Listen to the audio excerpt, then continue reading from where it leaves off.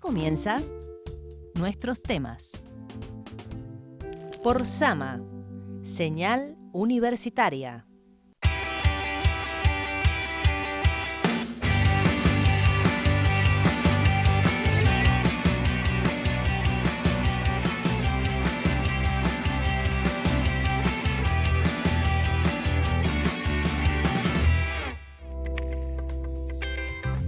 Muy buenas tardes, otro martes aquí en Sama, la Señal Universitaria, el canal público de San Juan, compartiendo con ustedes el espacio de nuestros temas, los temas de los universitarios que le interesan a toda la comunidad. Estamos en una semana bastante especial, porque esta es la semana en que han comenzado a desarrollarse los actos principales que hacen a la vida universitaria. Esta mañana se ha realizado la colación de grado de la Facultad de Ingeniería, esta tarde se va a realizar la de la Facultad de Ciencias Sociales y así todos los días durante el resto de la semana vamos a tener una serie de actos hasta culminar el día 9, que es el acto central en que se realizan los cambios de los cuerpos de bandera de todas las unidades académicas de la Universidad Nacional de San Juan. Así que estamos de festejos. Aunque no haya muchos motivos generales para festejar, porque bueno, la situación es complicada para todos, pero en este caso en la universidad celebramos los 46 años de vida de la Universidad Nacional de San Juan y que una gran cantidad de jóvenes reciben en estos días sus títulos profesionales. Como ustedes verán, estoy otra vez sola, mi compañero Sergio Caballero ha tenido un inconveniente y no ha podido llegar, no él, su auto ha tenido el inconveniente, por suerte él está muy bien, así es que, bueno, seguramente la semana que viene estará acompañándonos. Pero vamos a tener una serie de temas muy interesantes en el programa de hoy. Ya está conmigo mi primer invitado, se trata del profesor Darío López, mi profesor. ¿Cómo estás, Darío? Bien, un gusto, Susana, estar acá. Gracias por la invitación. Y digo mi profesor porque Darío coordinó la diplomatura en Historia Argentina y Latinoamericana que se realizó en el año 2015 fue. 2015, exactamente. Bien, una experiencia, la verdad, muy linda, muy buena experiencia para quienes tuvimos la oportunidad de formar parte de esa diplomatura. Y bueno, como su tema es la historia, Darío viene a contarnos acerca de un proyecto de extensión que se está realizando en la Facultad de Filosofía, Humanidades y Artes, que tiene mucho que ver con la historia. ¿Es así, Darío? Así es, Susana. Bueno, estamos llevando a cabo un proyecto de extensión, como bien decías, referido a una figura femenina que es Juana Paula Manso. Juana Paula Manso es una educadora, pedagoga, literata, una mujer muy completa desde lo intelectual, muy potente en su discurso, que no tiene, creemos nosotros, todavía la suficiente visibilización social. Por ahí circula en los ámbitos académicos, pero más allá de un barrio o de una calle, poco sabemos acerca de su vida y de lo mucho que aportó a la historia argentina, en diversas áreas como las que recién te mencioné: el periodismo, la literatura, la historia. Es una mujer realmente digna de estudiar, digna de conocer.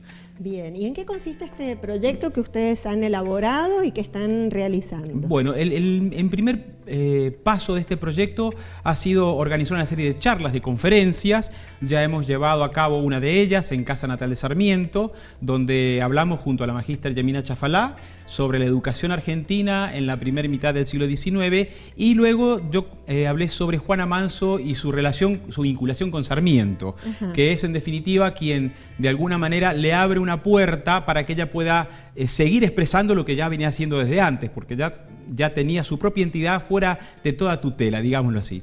Dimos esa conferencia y ahora preparamos para el viernes 4 de octubre a las 18 horas en el Aula Magna una conferencia y una obra artística muy lindas.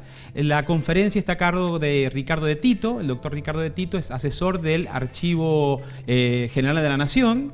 Y va a venir también María Di Giorgio, que es una actriz que produce obras de teatro independientes, que también es profesora de literatura y que es una estudiosa de Juana Manso, que va a interpretar un discurso de Juana Manso en la ciudad de Chivilcoy, un discurso donde se pone de manifiesto toda la riqueza de esta mujer. ¿Y cómo surgió la idea? Porque es como vos decís, o sea, más allá de que alguna escuela lleve su nombre o que algún libro de historia de San Juan hable de ella, no es una figura de las más conocidas, ¿no? Bueno, en general, las figuras de las mujeres se sabe bastante poco en la historia local. ¿Cómo surgió la motivación de poner en valor la figura de Juana Manso? Mira, como en todas las investigaciones, al menos las de tipo histórico, voy a hablar por mi área, hay varias cosas que atraviesan la elección de un tema. Las cuestiones biográficas personales, las cuestiones institucionales y, bueno, los intereses que uno tiene respecto a las líneas en las que se siente más cómodo. En mi caso, todas esas líneas se conjugaron, digamos. María Laura Castroviedo, que es mi compañera de vida, me mencionó, un día estábamos charlando sobre el tema y surgió la idea si podíamos hacer algo a nivel institucional. Y luego, como yo ya he trabajado en el PUAL, el programa que tuvo la diplomatura en Historia, había trabajado un proyecto sobre mujeres en espacios urbanos marginales, como productoras y conservadoras de cultura. Quería continuar esa línea, profundizarla, haciendo un rescate histórico de mujeres destacadas. Y en la investigación sobre qué mujer podía ser, saltó de una manera muy clara, digámoslo así, la figura de Juana Manso, por lo que significó, porque incluso en el día de hoy, cuando una persona desde el feminismo, por ejemplo, la teoría feminista, rescata figuras de esa época, Juana tampoco es la más elegida, porque es una mujer que está como hasta, digamos, desclasada en términos técnicos, ¿sí? Tiene una vida tan azarosa que no es producto de nadie, es producto de ella misma. Es una mujer que se inventa a sí mismo y eso la deja por ahí fuera de ciertos discursos, ¿sí? Entonces, rescatar esta figura, ponerla en valor y ver aquellas cosas que hoy nos atraviesan de lo que hizo Juana Manso nos pareció algo digno de rescatar, digno de hacer. Desde tu experiencia como historiador, Darío, ¿por qué será que las figuras de las mujeres, como en muchos otros ámbitos, no tienen el papel protagónico que deberían tener, ¿no? Porque hay mujeres en todas las ramas del saber, en todos los quehaceres de las personas, ¿no? ¿Qué será? Mira, en primer lugar, rescato un pensamiento de Jacques Le Goff, que es un historiador francés, que habla de las disputas por la memoria y el olvido. Y él dice que quien está en el poder es el que regentea qué se recuerda y qué se olvida. Y en medio de una sociedad marcadamente patriarcal, ¿sí?, la figura de la mujer ha ocupado en la historiografía en general un lugar secundario o terciario. Lo mismo pasa con los pobres o con otros colectivos minoritarios. En este caso no es minoritario, pero sí en esta estructura de pensamiento social ha quedado marginada. Incluso en los lugares, hoy que se ha avanzado bastante, porque digamos que a pesar de que todavía continúa la lucha y la mujer necesita más espacios aún de los que tiene, los que ha conseguido por su lucha, aún hoy tiene techos de cristal. Lugares que impiden que la mujer avance, por ejemplo, que acceda al poder. Aunque tenga las capacidades, aunque haya hecho todos los méritos, digamos, para superar ese techo de cristal. Absolutamente. Mira, y pongo un ejemplo de nuestra casa. En la Universidad Nacional de San Juan, solamente creo que filosofía ha tenido decanas mujeres. La señora de Pérez, Zulma Corso y ahora Rosa Garbarino. En ningún otro lugar se ha dado eso. En nuestro mismo ámbito universitario se da. ¿Sí? Hay varios estudios al respecto. Cómo a la mujer le cuesta acceder a ciertos lugares porque necesita de ciertas legitimaciones, ¿sí?, que parten de esa estructura patriarcal. Aún al relato. Le cuesta acceder al relato, ¿no? Le cuesta acceder al discurso, al uso de la palabra. Y cuando llega, ¿sí?, desde los lugares que no están conformes con esta situación, se cuestiona precisamente eso. O sea, muchas veces las ideas de las mujeres o la capacidad no es lo que se visibiliza o lo que se analiza, sino es mujer. No es posible que una mujer mande, no es posible que una mujer diga. A ver, yo pongo el ejemplo de la expresidenta. Más allá de las apreciaciones políticas que uno pueda tener hacia su persona, hacia lo que hizo, yo creo que una gran resistencia estuvo en que era mujer. En el hecho de que era mujer, exactamente. Ya tenemos que irnos a un corte, pero bueno, viene a mi mente en este momento el caso de Gertrudis Funes, ¿no?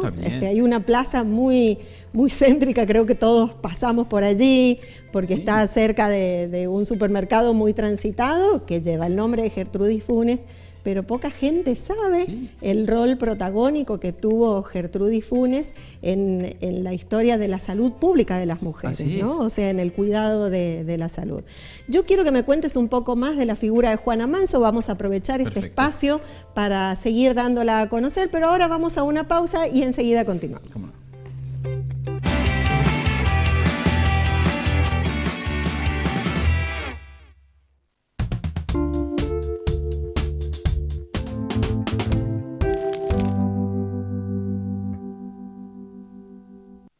El Consejo Interuniversitario Nacional, CIN, abre la convocatoria a las becas estímulo a las vocaciones científicas para los estudiantes de grado que deseen iniciar su formación como investigadores.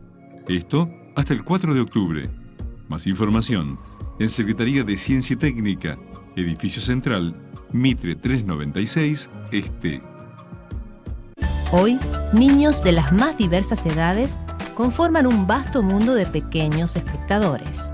Pediatras y psicólogos ponen el tema sobre la mesa. El impacto real de estos nuevos hábitos en las próximas generaciones es aún vidrioso. El fenómeno es tan reciente que existen pocos puntos de referencia. Los adultos, que somos los responsables del ecosistema donde crecen nuestros niños, estamos una vez más llamados a asumir un compromiso tan amoroso como consciente. Muestra de las esculturas de Pepe Vilanova en el Tornambé, Centro de Creación y Museo de Artes Visuales, Avenida Libertador 1666, Oeste. Inauguración este jueves 3 de octubre a las 21 horas.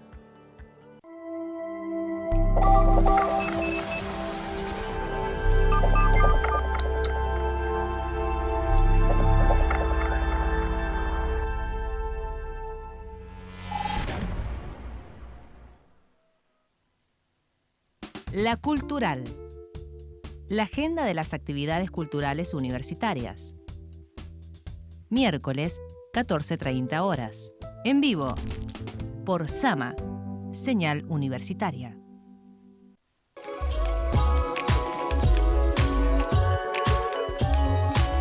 ¿De dónde vienen los meteoritos? Los meteoritos pueden ser trozos de asteroides, trozos de cometas, y esos trozos, una vez que son tomados por la acción de gravitación de la Tierra, comienzan a penetrar la atmósfera y llegan hasta la superficie terrestre, que es ahí donde reciben el nombre de meteoritos. Pero la Tierra recibe tanto muestras cometarias como muestras de asteroides. La gran diferencia es que las muestras cometarias de cometas normalmente entran en forma muy sutil, ¿sí? Como si fuesen plumitas, y a esas muestras que son muy chiquititas se las denomina micrometeoritos. Mientras que los trozos normalmente de asteroides son los objetos rocosos de mayor volumen que estamos acostumbrados a ver que llegan a la superficie terrestre.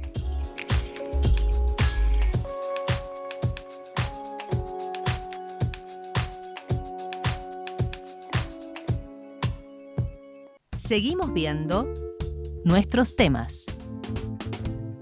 Por Sama, señal universitaria.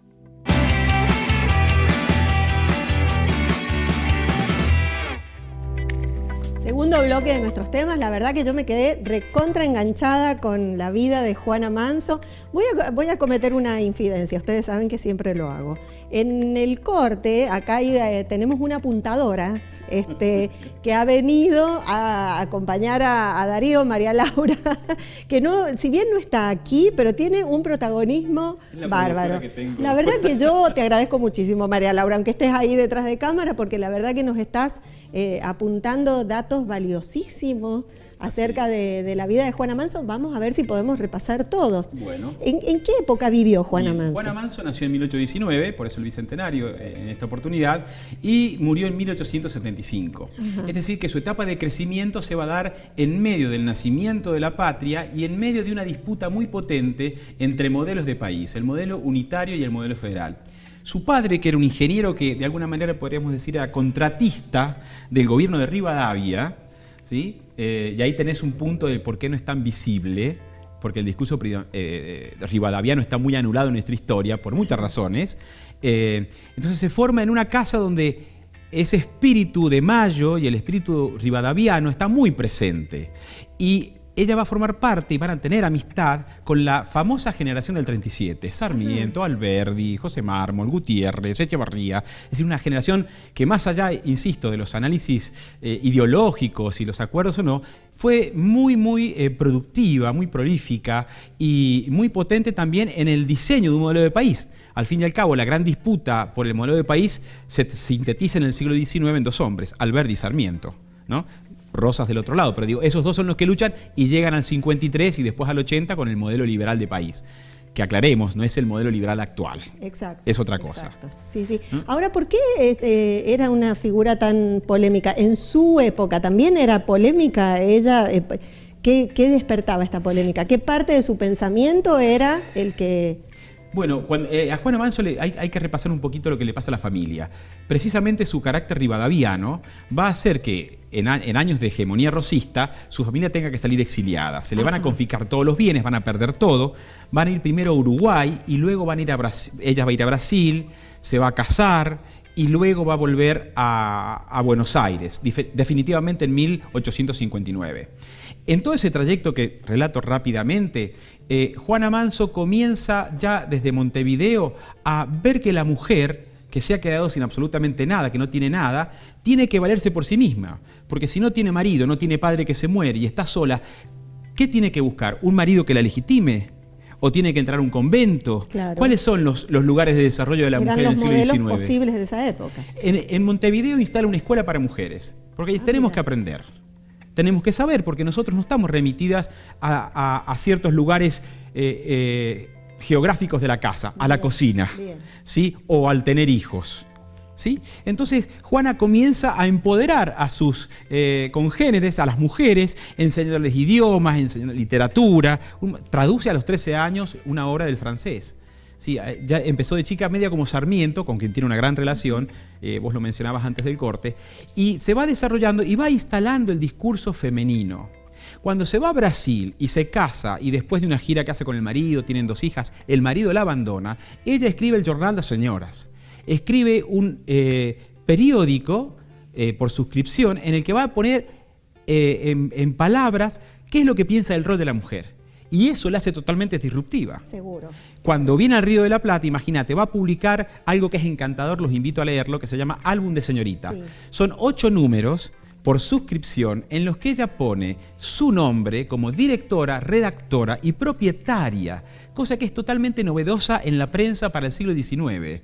Es la primera mujer que ejerce el periodismo desde ese lugar. Y ese Álbum de Señorita, el nombre puede ser un poco engañoso para nosotros en esta época. Cualquier desprevenido pensaría que es otra cosa, exactamente, ¿no? Sí. La moda, porque tiene artículos de moda, esto. No, ahí ella va a volcar toda su ideología, digamos así, feminista.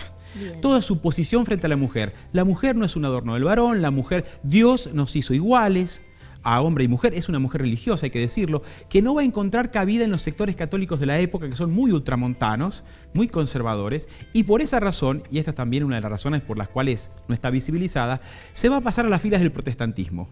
Claro, era un bicho raro por donde lo busques. Imagínate, ¿no? O sea... mujer sola, en uso de la palabra, protestante, y encima amiga de Sarmiento. Los presenta José Mármol cuando Juana viene en 1859 y a partir de allí se transforma en su primer militante. Ajá. Porque cuando Sarmiento ya sabe que es candidato a presidente, que quiere estar en la primera magistratura, la que le hace campaña en Buenos Aires, una de las que más trabaja por su campaña, es Juana Manso. Mirá qué jefa de campaña, ¿no? Imagínate. La envidia de cualquier candidato de cualquier hoy en candidato día. actual. Sí. Así que cuando Sarmiento es elegido presidente, él la pone al frente de la revista Anales de Educación. Ajá. Y está durante 10 años hasta su muerte, va a estar ahí en Anales de Educación. También ocupa un cargo público de mucha importancia. En el Departamento de Educación es la primera mujer que accede a un cargo público en ese ámbito. Además es la primera mujer, un poco antes de Sarmiento, en ocupar la dirección de la primera escuela mixta del país. Ajá. Porque ella abogaba por las ideas de Pestalozzi y de Froebel, que son 2 pedagogos protestantes que hablaban de una nueva escuela, de una escuela totalmente diferente a la que habíamos tenido durante la colonia, digamos. Uh-huh. Eso implicaba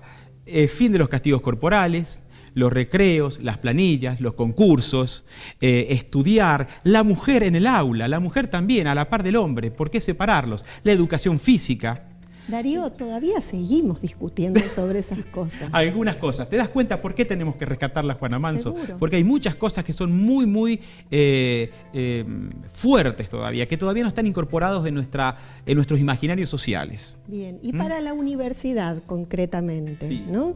¿Qué rescatamos del pensamiento de Juana Manso que sea de valor para este momento histórico que atraviesa la universidad, con crisis presupuestarias, con científicos subestimados desde el gobierno nacional, desde todos lados, ¿no?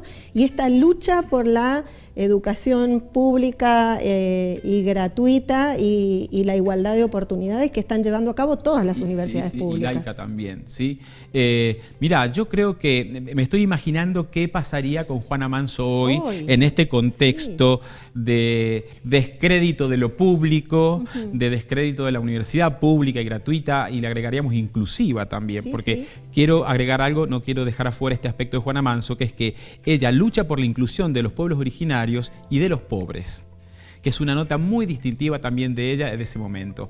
Y para la universidad de este tiempo, yo creo que lo que nos deja o lo que nos puede servir de Juana Manso es precisamente ese espíritu de lucha y el uso de la palabra. Si hay algo que puede distinguir, digo yo, a la universidad, no como mejor o peor frente al resto de la sociedad, es el uso de la palabra, el uso del conocimiento. Y ese uso del conocimiento con función social. Es decir, si la universidad no tiene la visión de función social, creo que perdemos un poco el norte. La universidad es nacional, es pública y es gratuita, y ese discurso lo vamos a defender siempre, pero nos olvidamos que es gratuita porque hay mucha gente que trabaja, hay mucha gente que colabora con sus impuestos, con su trabajo, para que esto funcione. Gratis no significa que no se paga. Exactamente. Alguien paga. Alguien paga, y Alguien nosotros paga. como universidad somos deudores a la sociedad en ese sentido. Seguro. Bueno, vamos a reiterar la invitación entonces, antes de despedirnos. Muy bien, el viernes. Para el 4. Exactamente, viernes 4, 18 horas, aula magna de la Facultad de Filosofía, el doctor Ricardo de Tito, asesor del Archivo General de la Nación, María de Giorgio, que va a hablar sobre el discurso en Chivilcoy que hace Juana Manso, va a hacer una actuación acompañado de Abel Herrera e Iván López, que es un violinista y un pianista de la Escuela de Música, y también vamos a tener la presencia de la decana Garbarino, que va a hablar sobre el rol de la mujer y de educación. ¿Hay libros de Juana Manso disponibles en las bibliotecas muchísimos, de San Juan? Pero yo les sí, Leucovitz es uno, después hay muchos circulando, no he encontrado más en San Juan que el de Leucovitz, pero sí les recomiendo la página www.juanamanso.org. Muy bien, bueno, un dato valiosísimo. María para... de Giorgio lo lleva y es increíble la información que da allí. Bueno, yo te agradezco muchísimo a vos aquí en cámara y a María Laura detrás de cámara. Gracias por habernos acompañado, porque sabemos que también María Laura ha sido una parte importante, sigue siendo una parte importante en este proyecto. Te esperamos todas las veces que tengas cosas tan lindas como estas para contarnos y para invitar a la comunidad, ¿no? Para conocer un poco más de nuestra historia. Así es, esperemos dentro de poco sacar adelante la Cátedra Libre Juana Manso. Ojalá. Bueno, te esperamos entonces cuando eso suceda. Muy bien. Ahora nos vamos a un corte y en el bloque que sigue vamos a hablar de otra auténtica joya que hay en San Juan y que es Anchipurac.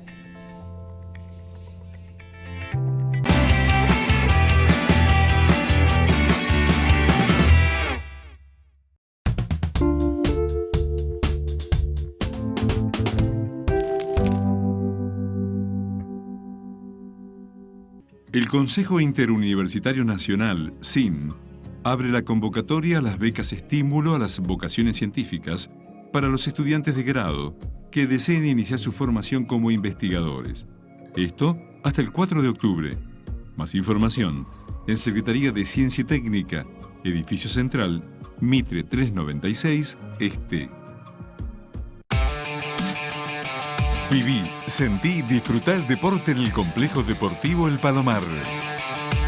Andinismo, atletismo, básquetbol, escuela de fútbol, fútbol universitario, gimnasia para la tercera edad, gimnasia aeróbica, gimnasia artística, gimnasia pilates, handball, hockey sobre césped, inquietos por naturaleza, karate, natación, náutica, pádel, pesas, pelota paleta, rugby, tenis, triatlón y deporte aventura, vóley, vida silvestre, waterpolo, yoga y deportes inclusivos. Además, contamos con una escuela de verano y deportes aventura.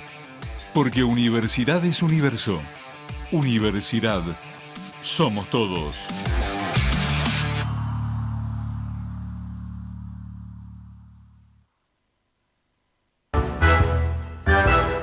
Esto es Sama TV.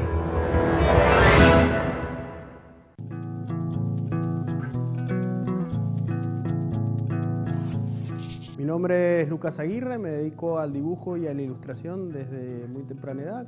He pasado por distintas etapas, eso hace que provenga de las artes como más tradicionales, la tinta, el lápiz, el crayón. Y en la actualidad empecé a desarrollar hace poco lo que es como más el arte digital.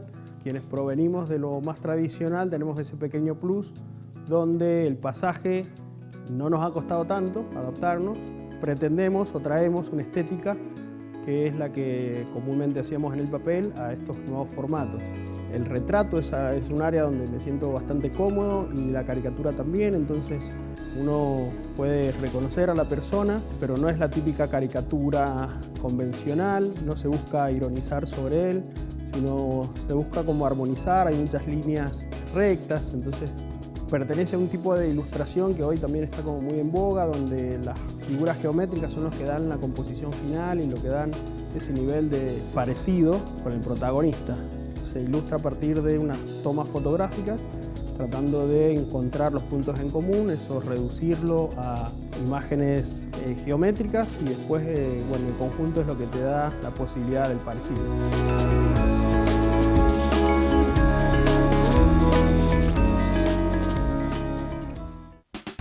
Mujeres en movimiento. Historia de lucha de las mujeres. Aportes y reflexiones. Jueves 14:30 horas. En vivo, por Sama, señal universitaria. La Secretaría de Bienestar Universitario informa a la comunidad los horarios del Complejo Náutico Uyun. Sábados, domingos y feriados, de 10 a 20 horas. Para ingresar al predio, llevar el carnet de socio o DNI. 8 esenciales. Durante un mes, 2 veces por semana, 8 películas. Lo mejor del cine mundial. Por Sama, señal universitaria.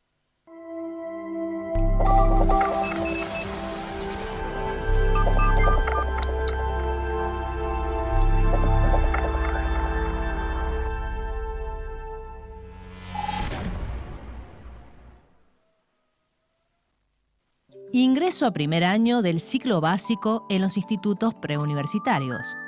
Escuela Industrial Domingo Faustino Sarmiento, Colegio Central Universitario Mariano Moreno y Escuela de Comercio Libertador General San Martín. Se podrá realizar la preinscripción a través del sitio web, del 4 al 10 de noviembre.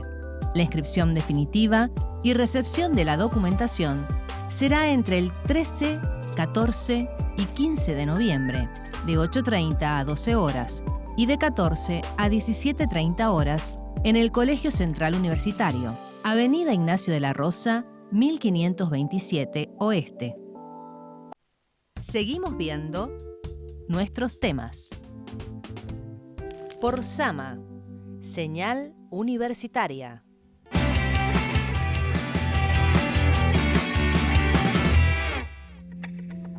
Tercer bloque de nuestros temas y cambiamos de tema, valga la redundancia. Y esta vez, como verán, estoy sentada porque vamos a tener una conversación con Claudia Agnelli. Ella es la directora de Anchipurac. Claudia, muchísimas gracias por venir. Sabemos que tus jornadas son muy intensas y muy agotadoras, así que muchas gracias por estar acá. Bueno, muchas gracias a ustedes por brindarme la posibilidad de contarles algo sobre lo que estamos haciendo. La verdad que es un placer y estoy feliz de estar aquí. Bueno, contanos un poco, ¿de qué se trata? Yo fui, lo disfruté, he ido más de una vez y la verdad que estoy maravillada con lo que es Anchipurac y a cada persona que he llevado a Anchipurac se han ido también sorprendidísimos, ¿no? Pero contanos un poquito de qué se trata, ¿qué es Anchipurac? Bueno, Anchipurac nace como un edificio sustentable, esos son sus orígenes, o sea, transmitiendo a la comunidad cómo debíamos realizar nuestras construcciones de manera consciente, con el aprovechamiento de los recursos naturales y con el aprovechamiento de la eficiencia energética y conociendo más sobre las zonas áridas, cómo debemos proyectar. y poco a poco fuimos elaborando por otra parte la parte del significado o del alma del edificio, que era la parte de su función, los contenidos. Pero desde que comenzamos con este trabajo inmenso que tiene toda una línea transversal de acciones, hemos recibido numerosos visitantes en relación obviamente a la obra pública, a la obra privada, y realizábamos visitas de distinto tipo que nos llevaban al conocimiento y reconocimiento por parte de distintos sectores de la ingeniería, la arquitectura, el urbanismo, las energías, y avanzamos muchísimo sobre ese tema.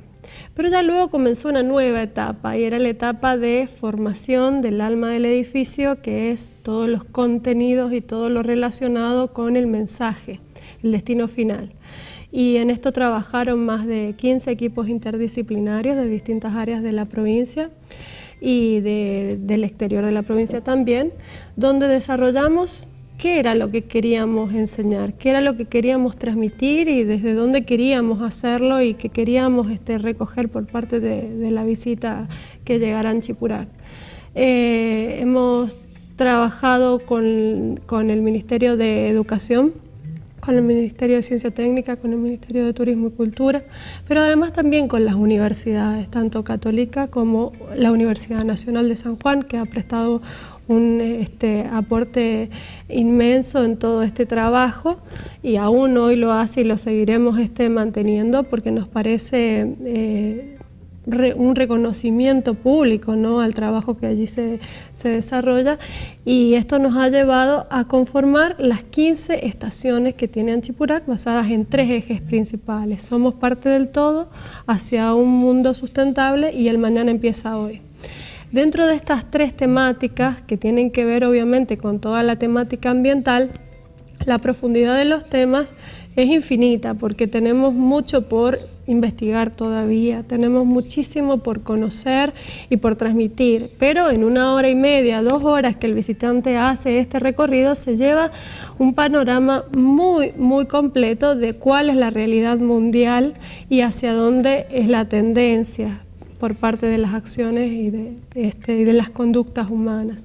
Ahora hay 2 cosas muy llamativas, ¿no? Por un lado, que Anchipurac no es una isla, sino que forma parte de un conjunto, que ahora te voy a pedir que me cuentes de qué se trata la planta, o sea, cuáles son los otros complementos, ¿no?, de la educación ambiental que se brinda allí en Anchipurac, pero además está rodeado por manifestaciones artísticas que son de una belleza increíble y además hechas con elementos reciclados.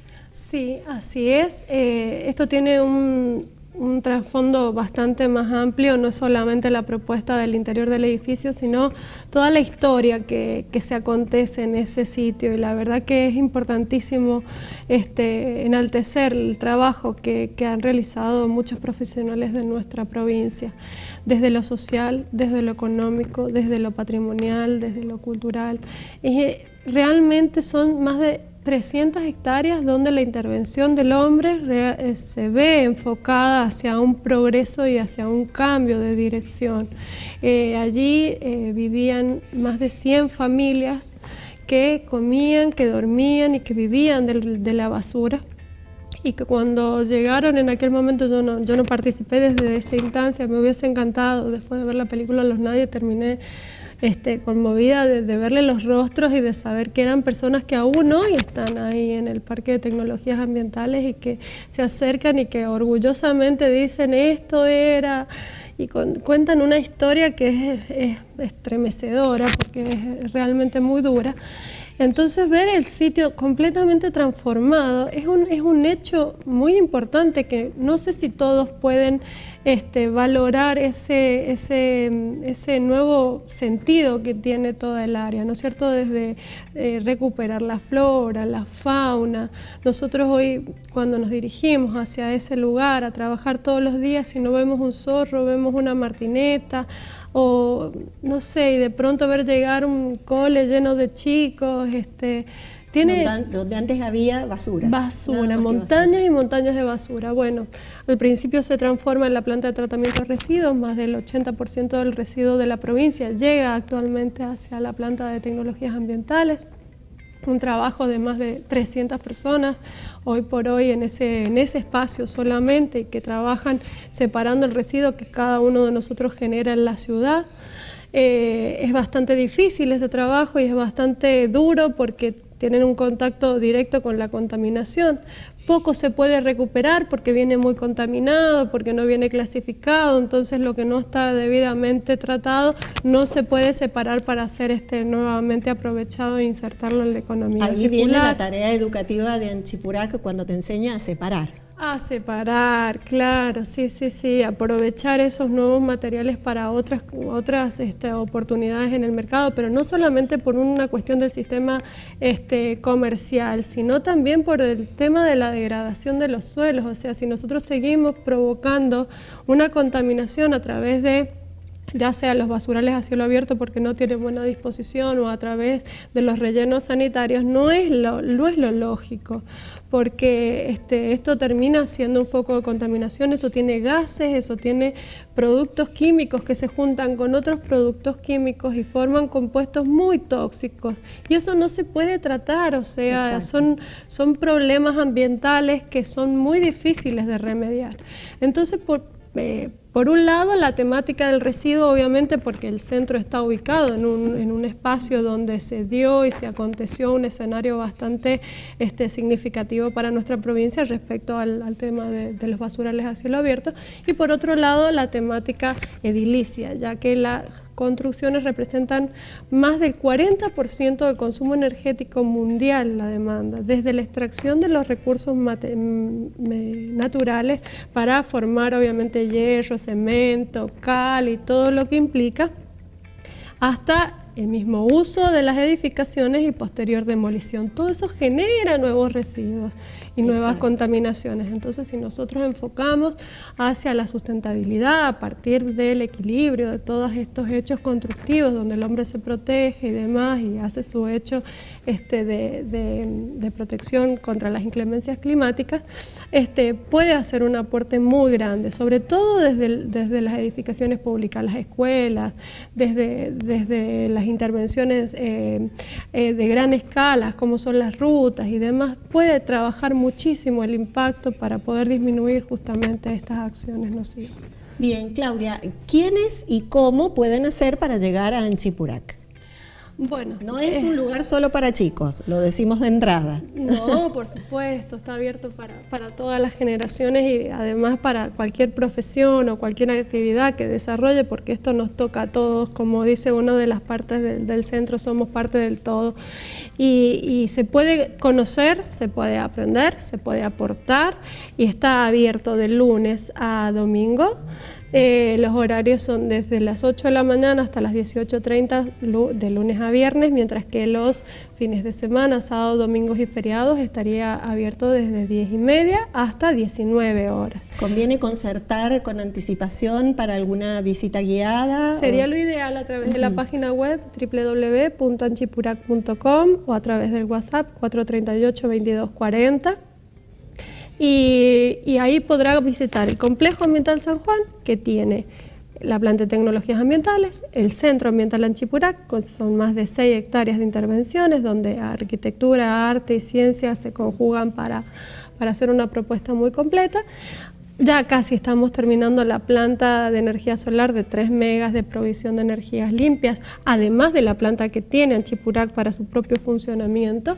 Esta planta va a proveer de energías renovables al Parque Industrial Tecnológico Regional Ambiental, que tiene más de 20 industrias que están relacionadas con el tratamiento de la materia prima del residuo, más otras que se sumaron en el día de ayer en una nueva convocatoria. Y esto pretende ser un polo de atracción, no solo turística, sino también de volcar innovación y tecnología en pos de una mejor calidad de vida. Bien, bueno, muchísimas gracias, Claudia, por haber venido a contarnos. Mientras hablábamos se veían allí imágenes de Anchipurac y bueno, pero la mejor manera de conocerlo es ir, recorrerlo, ir no una vez, con una sola vez no les alcanza, se los digo por experiencia, van a necesitar una segunda vez y van a descubrir cosas nuevas que no habían visto en la primera. Muchísimas gracias, Claudia. Gracias a ustedes, quedan invitados a conocer el centro ambiental y todo su entorno. Bien, muchas gracias. Bueno, nos vamos a la última pausa y en el último bloque vamos a hablar de música.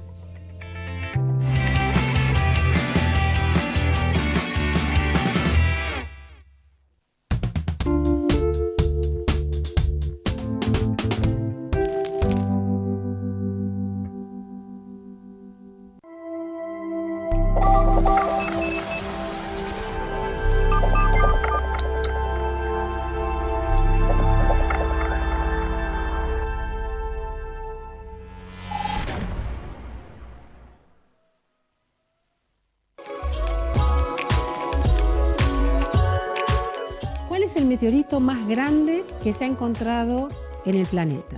Hasta el día de hoy, y considerando que los meteoritos, para clasificarlos de acuerdo a su tamaño, se considera un solo fragmento. Entonces, considerando eso, el más grande es el Ova West, que se encuentra en Namibia y tiene un peso de 60 toneladas. El segundo, más importante, era Campo del Cielo, con 37 toneladas. Ahora bien, si nosotros consideramos toda la masa de Campo del Cielo, porque Campo del Cielo no entró como un solo objeto, sino que durante la caída se generó una lluvia de meteoritos. Esa lluvia generó una elipse entre Santiago del Estero y Chaco.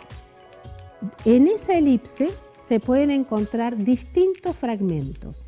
Hasta el día de hoy, si sumamos la masa de todos esos fragmentos, Campo del Cielo es uno de los meteoritos más grandes, ya que totaliza 145 toneladas.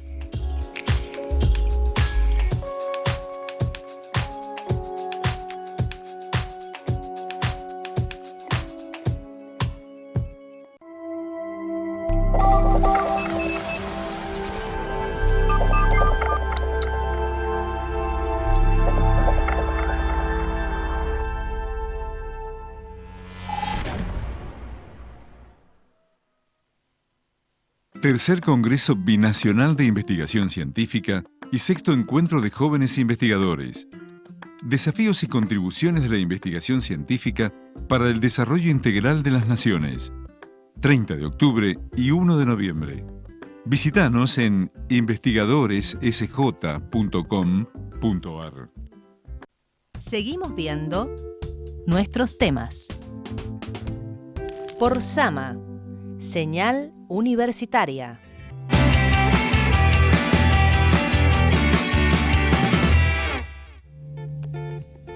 Último bloque de nuestros temas y la verdad que me voy a dar el gusto de conversar con el maestro Miguel Ángel Lleva, un músico destacado, pero además un gran amigo.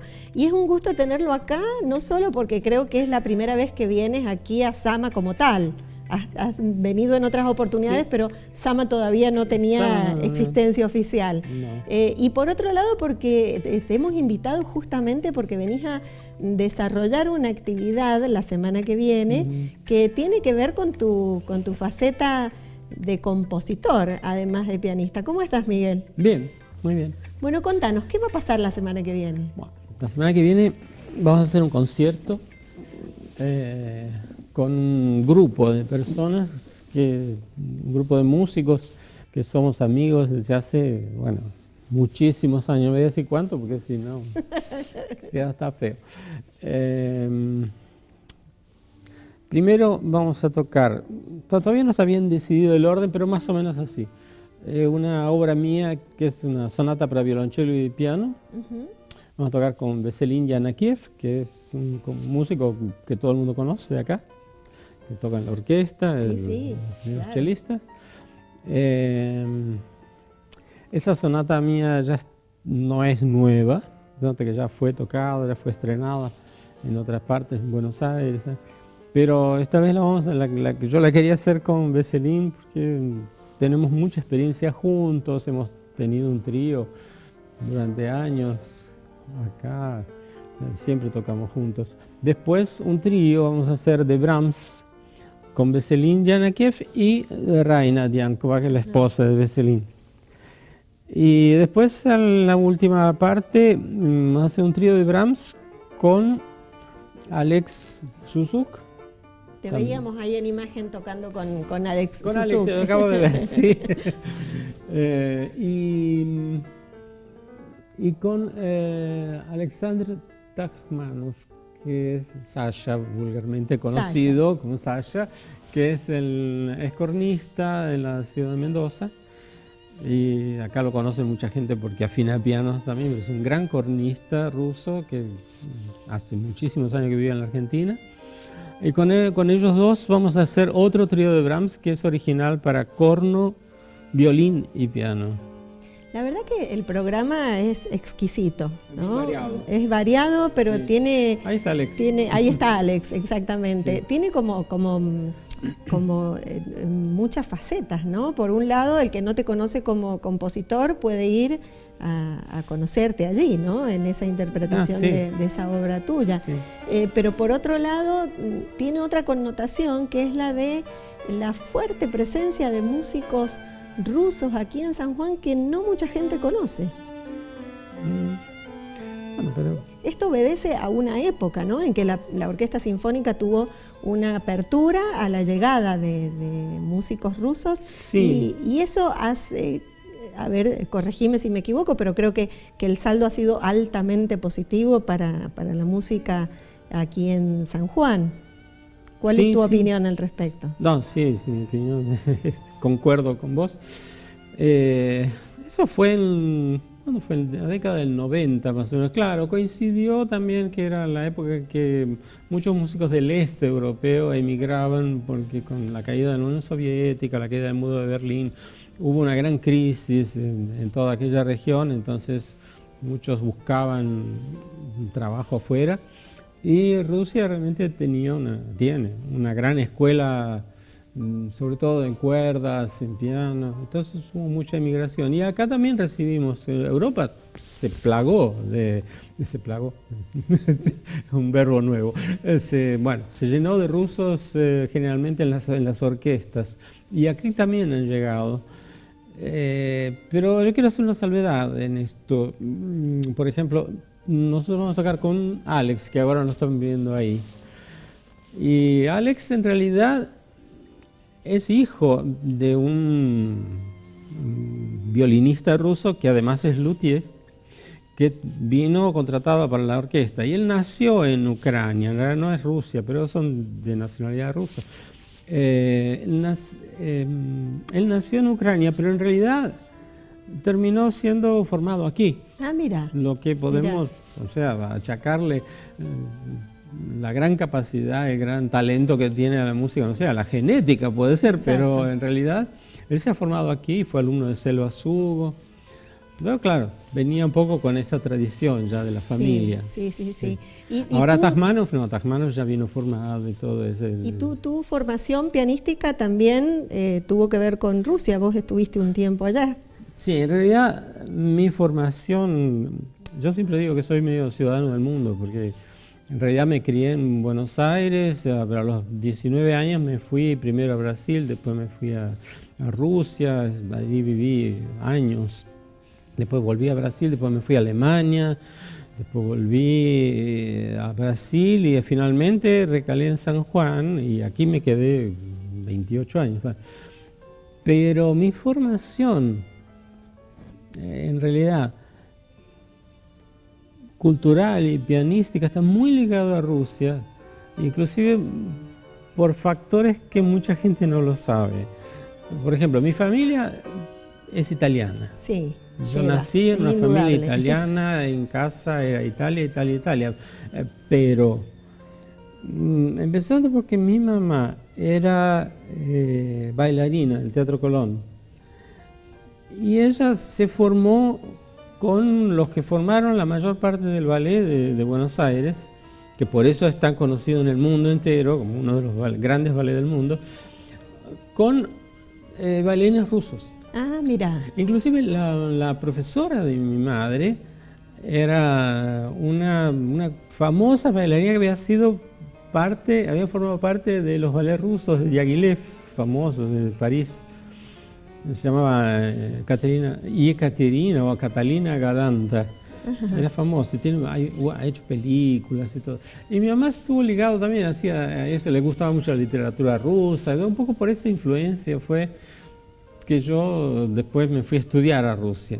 Antes de ir a Rusia, ya la cultura rusa ya la tenía. Era parte de tu vida. Además, claro. Otra cosa, mi primer profesor de piano, mi primer profesor en serio, que empecé a estudiar cuando tenía 11 años, era un pianista que había estudiado con un maestro, primero él era yugoslavo, era esloveno, y había estudiado con un pianista, uno que había sido alumno de una de las grandes figuras y pedagogas del Conservatorio de San Petersburgo, que después se llamó Leningrado, ¿no? Sí. O sea, mi historia pianística es la conexión ligada. estaba. Sí. Sí, yo estudié unos pocos meses con Scaramuzza cuando era chico, pero la influencia fue poquísima, porque fue muy poco que estuve con él. El resto fue con Soler Vilinsky, que era de la escuela rusa. Entonces, por eso estoy muy ligado a aquello.